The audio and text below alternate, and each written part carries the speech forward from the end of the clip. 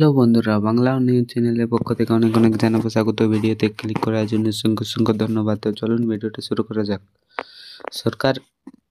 রাজ্য সরকার এই প্রকল্পে আবেদন করলেই পাবেন 2 লক্ষ টাকা। কিভাবে পাবেন দেখে নিন।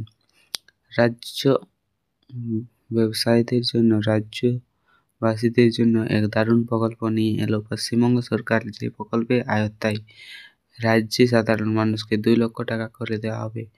এই প্রকল্পে আওতায় আবেদন করলে সরাসরি ব্যাংক অ্যাকাউন্টে টাকা পাঠিয়ে দেওয়া হবে।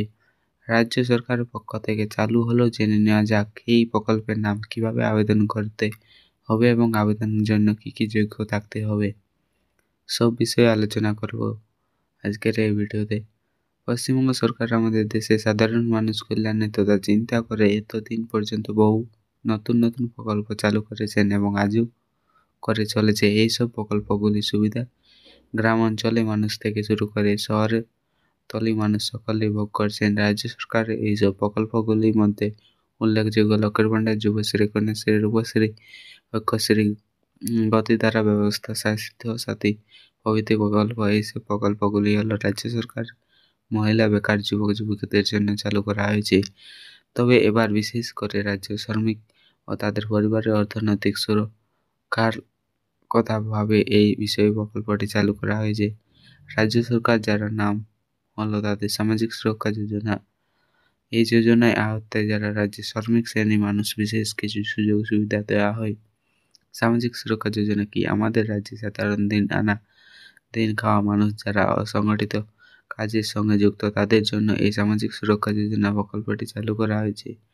পশ্চিমবঙ্গ সরকার এই যোজনায় আওতায় যারা নাম নথিভুক্ত করবেন তাদের ব্যাংক অ্যাকাউন্টে রাজ্য সরকারের পক্ষ থেকে প্রতি মাসে 55 টাকা করে জমা দেওয়া হবে। এর মেয়াদে শেষ সুদ সমেত এককালীন একটা মোটা অঙ্কের টাকা ফেরত পাওয়া যাবে। সামাজিক সুরক্ষা যোজনা আওতায় নাম নথিভুক্ত করলে আবেদনকারী আলাদা করে নিজে থেকে কোনো রকম আবেদন মূল্য জমা দিতে হবে না এবং রাজ্য সরকার নিজের কোষাগার থেকে প্রতি মাসে নিয়মিত করে অর্থ জোয়ানের আওতায় টাকা প্রতি মাসে গ্রাহকদের ব্যাংক অ্যাকাউন্টে জমা করে দেবে। এই টাকা প্রতি মাসে প্রতিটি গ্রাহকের অ্যাকাউন্টে জমা হবে এবং মেয়াদ শেষে তারা এককালীন মোটা অঙ্কের টাকা পাবে। যোজনায় আওতায় থাকা প্রতি মাসে গ্রাহক 60 বছর বয়সের পর মাসে মাসে 1000 টাকা পেনশন দেওয়া হবে। এই যোজনার মধ্যে আপনি সর্বাধিক 2 লক্ষ টাকা পর্যন্ত পেতে পারেন। সামাজিক যোজনা প্রকল্পে আওতায় থাকা কোনো গ্রাহক যদি অ্যাক্সিডেন্টে মারা যান তাহলে তার মৃত্যু হলে পারিবারিক এককালীন 50,000 টাকা অর্থ সাহায্য দেওয়া হবে। এছাড়াও যদি কোনো দুর্ঘটনাকালীন অক্ষম হয়ে থাকে এবং তার পরিবারের 50,000 টাকা 2 লক্ষ টাকা পর্যন্ত ক্ষতিপূরণ দেওয়া হবে। আবেদনের জন্য কী কী যোগ্যতা থাকতে হবে? রাজ্য সরকার আমাদের রাজ্যে অসংগঠিত দিন আনা দিন খাওয়া মানুষদের জন্য যে সামাজিক সুরক্ষা যোজনা গল্পটি চালু করেছেন তার আয়ত্তে 50,000 টাকা থেকে 2 লক্ষ টাকা পর্যন্ত অনুদান দেওয়া হয়।